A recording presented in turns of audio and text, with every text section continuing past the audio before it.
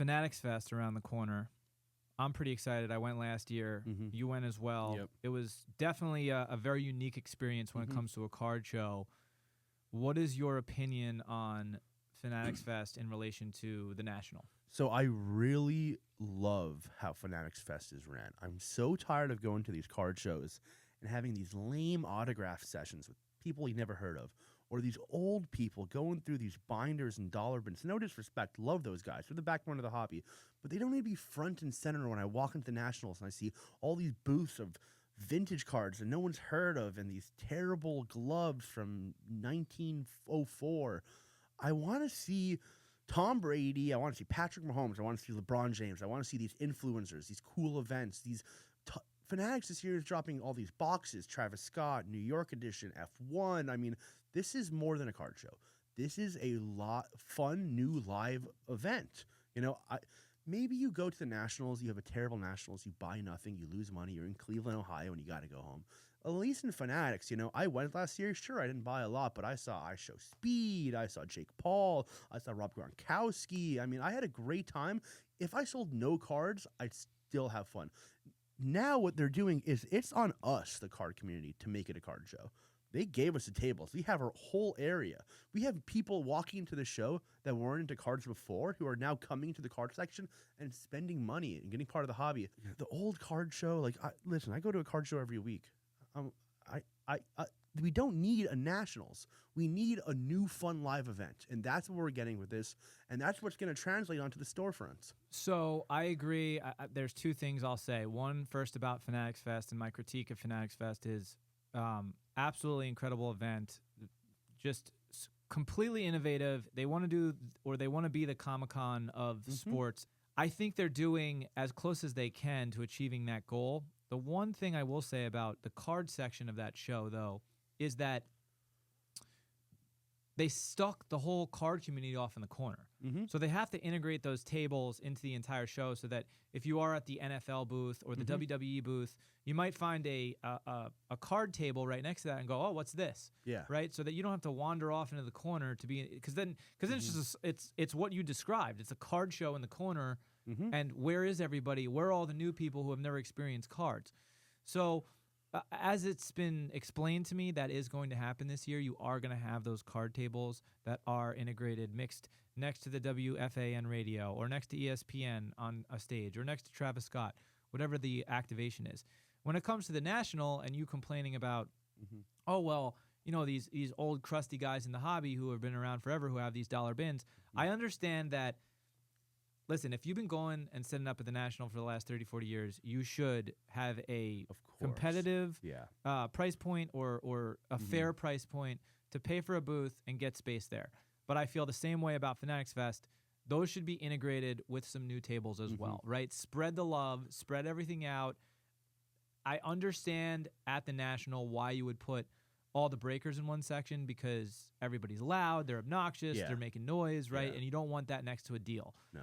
So totally understand that. But when it comes to dollar bins and old school cards being next to modern cards and modern tables, all that stuff should be integrated. You can have the dollar bin next to the modern cards so that maybe somebody who does collect 2024 Prism or 23 Prism sees an old bin, right, and goes, wow, for $1, I'll take this, or I'll take a couple cards for $10, right?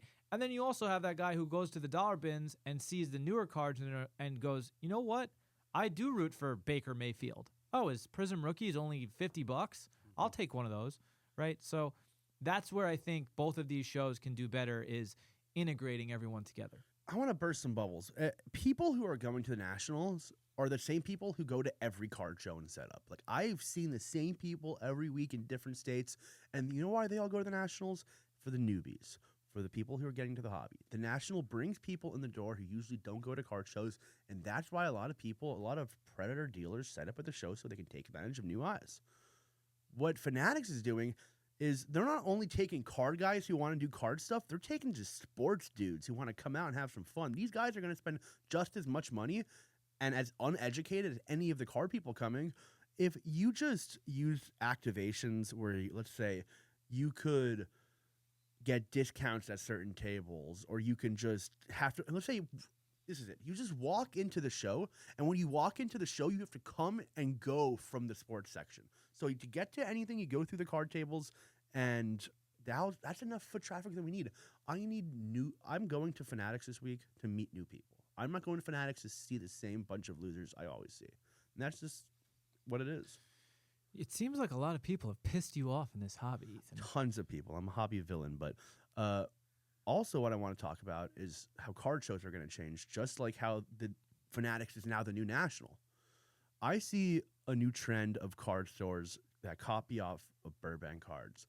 Let's say just like Cards HQ. Well, also let everybody in the hobby know who doesn't. What is the new Burbank cards? So what they do different for besides having a retail location, they are a buying and selling and trading community. They're a storefront where you can come into and sell the cards that you just hit, or you can liquidate any inventory you want, and you can purchase almost any inventory you want. So you're not just relying on buying wax or a couple singles. You're just a whole ecosystem of buying and selling cards. And the old brick and mortar of just, I got a box of singles here, 10 cards on display, and all this wax has been getting dust. It's a community thing. And I think that's the new way of cards. We have one in Atlanta. We have one in California. I bet we see with the Card Vault, what Tom Brady's doing, opening 16 locations all over the Northeast, that they're going to be buying cards in the locations and selling cards in the locations. It just adds to what cards are becoming. Well, I'll tell you, I went to the opening of Card Vault by Tom Brady in the Hamptons, and it was madness. There was a huge line outside. And by the way, you're in New York, by the way. You're not in, New England. No. And New Yorkers do not like Tom Brady. They're like, throw me a ball, Tom, right? Like, they're out there waiting in the rain for Tom Brady to come out, get their autographs. And listen, I'm sure they're making a pretty penny off their Tom Brady autographs, right? But he's definitely driving hype, and I think that Mike Rubin, whether it's making the intro to the guys at Card Vault, who I have nothing but good things to say about them. I think it's funny that it's Card Vault by Tom Brady because I knew Card Vault before then, and I think it's just Card Vault. But Card Vault by Tom Brady, if Rubin is the connector of those two, Card Vault and Brady, like, great job, because listen, this is gonna bring more people into the hobby because Tom Brady's putting his stamp, putting his name on card shops. But I agree with you. It would be way cooler if every Card Vault by Tom Brady was a spot where you could liquidate your cards, right? And it had that Burbank feel, because that is something that I think Burbank does better than anybody. And, shout out Jeff Wilson over at Cards HQ. I've only gone to like their grand opening, so I don't really understand the flow and the feel of the actual store. I haven't been there I haven't been in the store as like a collector or as a customer really. But as far as what Ryan and the Card Father do over at Burbank, really one of a kind experience where you can buy packs, you can buy wax. If you're a breaking company, you can get inventory. If you're somebody who rips open packs, you can liquidate your cards and get cash back for them. So it really is a community build at Burbank. They've done an amazing job, and I think that's also why their show has been so successful. Yep. Who launches a show and then the next year does 2 shows and is like selling out? Arenas, pretty much. Arenas, yeah. Like what Burbank does is revolutionary, and they're doing it better than anyone else. What they're doing in Atlanta, my boy Carter and Ryan really has something cool cooking down there. And I'm upset you didn't invite me to this opening in the Hamptons, but I'm pretty sure they're buying there too. Let's say you go into a store, you rip a case of select, and you get the best card. What if you just want to sell it right then and there and buy more cards? What if you want to go post it online? What if you want to grade it in store, which is what Burbank does now with PSA on site? There is a new wave of card stores coming, and all those old crusty locations with jerseys in the corner and old wax we've seen since 2000 are going to go away.